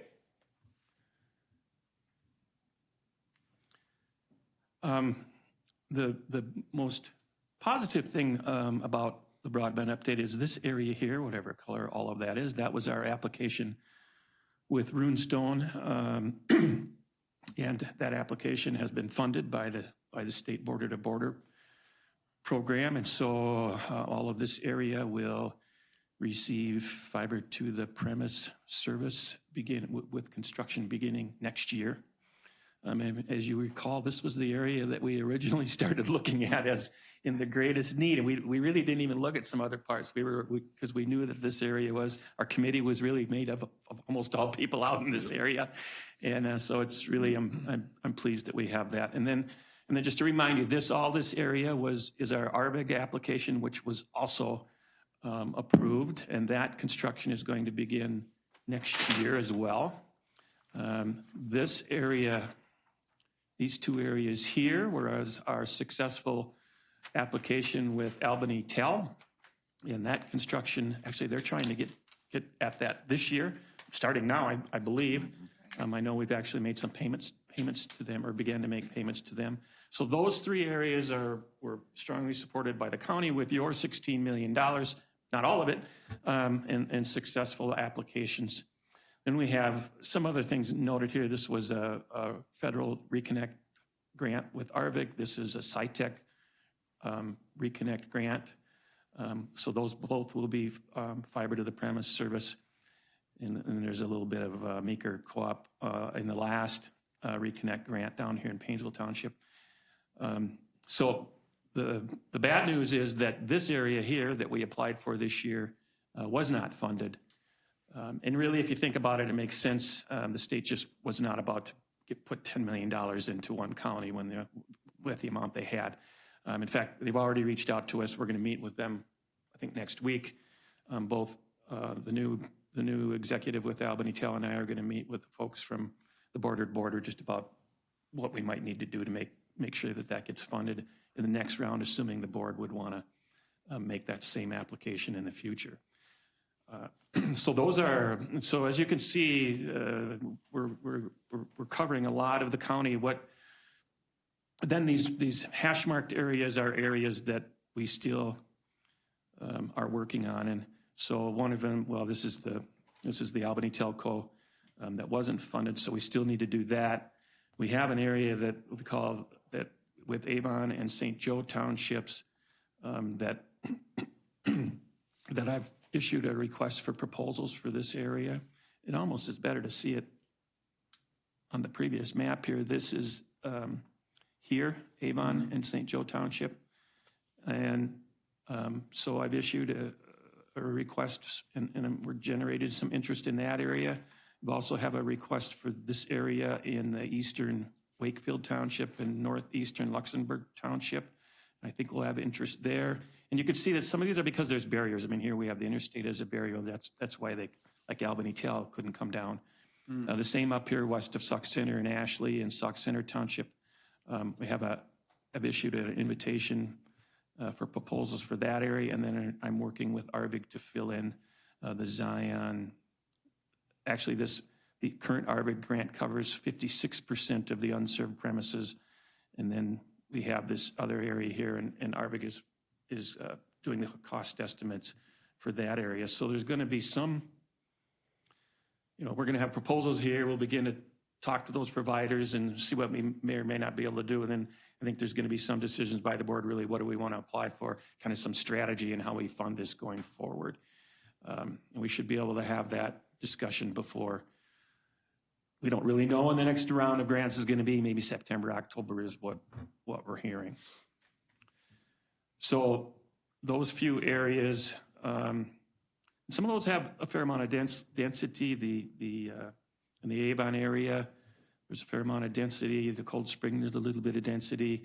So hopefully those are costs that aren't in need of 70% of subsidy, like those most rural, very, very sparsely populated areas. This is a summary of where we are dollars and cents wise. You can see on the almost the far right column is the county's expenditures. We spent $8.5 million in that first round. We have $3.5 million in the Runestone application, so a total of $12 million. Of that, $16 million has been spent. And so you can see we've got $33.5 million worth of work that's being conducted, and we've leveraged $10.5 million in border-to-border grants. This does not include any of the federal grants. Those aren't. I didn't include those here. This would actually been more of an investment in broadband in the county than what we're showing here in the last couple of years. And so that leaves us with some dollars left, and I've taken just a wild guess at what this might look like in the end. Hopefully that we can continue to stay under that $16 million that the board approved. We pretty much know what the Albany one is going to be. That's all been costed out, and we made an application there. And we have a somewhat of a guesstimate with Zion, and then the other ones, when we get those proposals, we'll have a better feel. So I think then moving forward, we're working on the agreement with Runestone right now. That'll be almost exactly, it will be the same agreement that we have with Albany and Tal and Arvig. Just a few changes, of course, about the project. I've got these requests for negotiations out. Those are going to be returned by in early August. I should have all three of those back, and so we can begin to talk with those providers about what they can and cannot do, which will be the point where I think I'll bring decisions back to the board of where we go in the next border-to-border grant round, or if we can talk to some of these providers about using some federal dollars too. There's interest by providers that we have not done projects with yet, and some that I think, probably have more experience with some of those federal programs than Runestone and Albany Tal. But time will tell. We'll just have to wait and see, and I'll bring you back more information.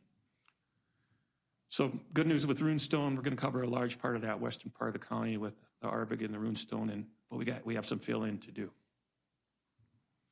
I'm happy to answer questions. Thanks, as usual, for all the outstanding work on this. It's really good to start seeing the colors change. I am wondering what you're hearing regarding BEAD funding. Are you hearing much in terms of might there be an opportunity there as well? And I know that that's a little bit more complicated than I just made it sound. It is, and the providers that we've worked with, at least Albany and Runestone, haven't really been willing to try to work with the federal programs. But like I said, hopefully we can generate some interest in doing that with some of these players here. The reason why Mr. Chair, the reason why I was asking, obviously, is that's money coming to the state. So even though it's federal money, they might feel a little bit more comfortable. And certainly the experiences a couple of them had with the Reconnect, it was thrilling seeing that we had smaller providers that were willing to go through that process. Well, I think you're exactly right about the BEAD funds that are going to come to the state. I think all these providers will be willing to try to do that. Just a matter of when the state gets some of that money rolling out. As you know, we need to have our ARP dollars, and the same with the townships. We have to have that spent by the end of 2025. So. Right. So time is becoming to be important anyway. The But these are room- much smaller areas, Yeah, you know, and they the can be rooms- built quicker, you know, we've taken away the big chunks. The runestone one in particular is pretty exciting. I was sitting there thinking about you doing ribbon cuttings for highways. Can we do a ribbon cutting for people actually being able to get? It's a good idea. Cable cutting, let's do a Right? cable cutting. I don't know what it would be, but we should do a Let's not some. cut the fiber optic. That's expensive. Yeah, yes, let's not cut the fiber. Dr. Williams, let me applaud you for the effort done here and getting that money, lobbying with the state to get that funding for the border to border. You know, what this means to businesses, to schools, to residents is tremendous. You know, and Jeff and Steve, you know, for your part of the county, I mean, allowing people to work, being able to work from home, new businesses maybe even coming up in the rural areas because of this. I think it's just great. I think it's, you know, an educational boom, economic and just for quality of life for people that are at the lake that now may maybe be able to get cable. Yeah, it's just great. So again, a lot of good things Precision coming ag, out if we of can this. add that into your list. Yes. But, you know, even for the elderly, I had a conversation with a lady yesterday who was going to turn 80, and she said the same thing, that, you know, people don't realize older people are using the internet and stuff more and more, ordering groceries, ordering stuff from Amazon. You know, so she said, you know, it's becoming the end thing for every generation. Yeah. And again, I'm glad we're, you know, forward on this and being prepared to tap into those early dollars that are available. So Commissioner Clark, thank you for your work advocating for that as well. So thanks. Yeah, Mike, you have anything else?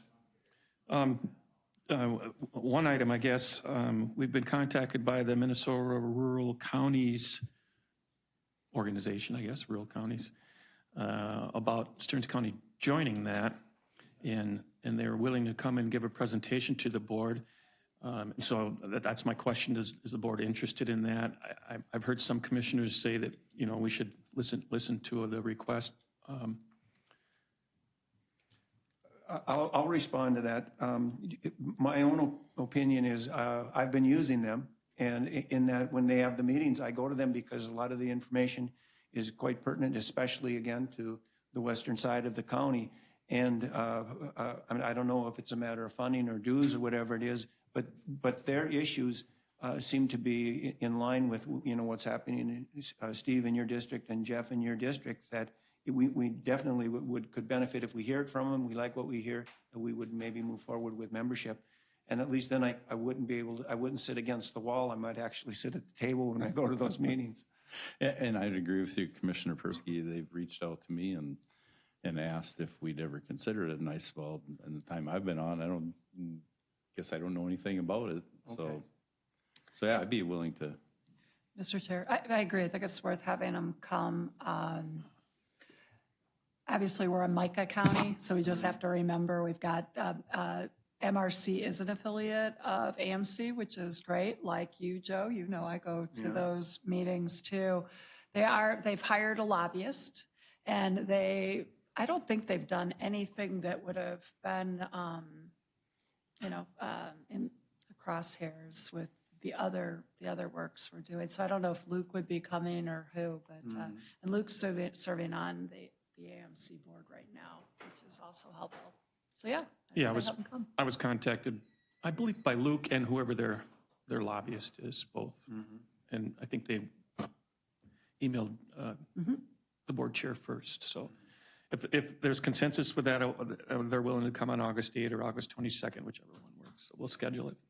8th sounds like it's getting full. Yeah, I haven't, You'll Yeah. figure it Commissioner out. Bertram, that's your district too. Yep, Okay. we can hear them, and then do a background, how many organizations do we belong to, and kind of what their missions are would be helpful for me. Yeah. Okay. All right. Anything else? If not, we'll move on to issues by commissioner. We'll start down at this end. Commissioner Notch. Just the Stearns County Fair is coming up, July 26th through the 30th. So if you didn't sign up or whatever, I plan on being there at least one day. We fly out on the 28th, so Okay. won't be there for the weekend. But And Mr. Chair, well, you might remind people, just want to remind people to go take the park survey. And really thankful that staff is going to be coming for part of their outreach to Summertime by George. And I'll be helping with that booth next week. Good. I don't have much other than, I agree, Commissioner Notch is fair. I'm going to be out there Friday morning. I don't know if there's a dunk tank out there or not, but I'll be sitting in the chair. I want a picture. So if folks want to see me, I'll be out there Friday morning at fair. Commissioner Bertram. Mr. Chairman, if you're willing to do a dunk tank, I'm sure we could get something put together pretty quick, I think. Two things, or three things actually. Mike, help remind me or have someone remind me when I did sign up for the fair. I guess I didn't jot it down when I signed up for it, so if somebody could remind me, that would be great. And then at one point, we had gotten an email, Mike, from you and Randy about that Supreme Court ruling on elections. And Randy said there'd be a follow-up sometime. Maybe we should do that, at some point. And then I brought up before, and Mike had a different understanding than I did on the tower decommissioning, cell tower decommissioning, if they're not in use. Mike felt that there was a consensus from the board to have that discussion. If a cell tower is permanent erected, and then there's not being used, the discussion that I asked for is, should we have a decommissioning just like we would for solar or wind if they're not in use? And Mike felt that could be an agenda item, so I guess I'm just going to ask if we can talk about that. Yeah.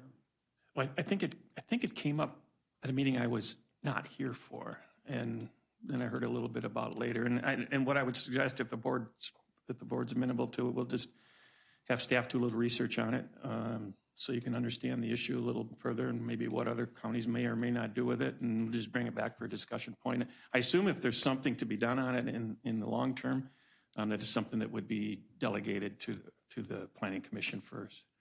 Before anything else. And Mr. Chair, I was kind of wondering whose jurisdiction that would be. Is it really a county jurisdiction or is that a state jurisdiction? I honestly don't know. Let's find out. I mean, Well, so I think, maybe, yeah, I mean, Issue the permit. Yeah. right. Yeah. And then the other question I'd have then is, what are the things that I'm looking at you, Lee, because I don't want to go into too much regulation here either, but a question I have is there's lots of other kinds of things that start falling apart on properties, and to what extent do we do anything about those? So I guess I would say that whether you're talking about a solar or wind or a cell tower, then you've got other kinds of towery looking things that could be within ours. That includes things like silos, et cetera. So at some point, right, how much are we really, is it really in our purview versus not? Right. But another side of that, Commissioner Clark, is public safety. So, if a tower is going to be abandoned and it's near a roadway, near a home, near something that we don't want to make sure that it's going to fall down someday. Right. And we'd like to have that It might be after we're all dead. Yeah, exactly. All right. Well, I'd be curious if they ever don't get used. Well, yeah. I know. So, okay. No, let's. yeah, I mean, let's I follow can't up. answer any of those questions. Okay, sure. Yeah. You can't? No. Oh, Damn. okay. Excuse my language. Commissioner Lenzmeyer, you're the bottom of the order. The fair, what dates are that again? July 26th to the 30th? I believe. July 26th to 30th? Yeah, Wednesday through Sunday. I'm guessing the sign-up sheet is still back. Yeah, there and maybe, usually but- the staff will email out Yeah. the full sheet. Because I signed up for a chunk of Saturday morning, I think into early afternoon. So thanks for reminding me. Okay. You guys didn't get a piece of pie from 4-H, did you yet? No, No, I didn't either. maybe the floor might not be done yet. So, Mr. Chair, can we have another meeting? Okay. We do. Thank- we all right, perhaps all right. adjourn? Yeah, we'll adjourn. Anybody else for the good of the order? If not, we'll adjourn. Thank you. We'll get the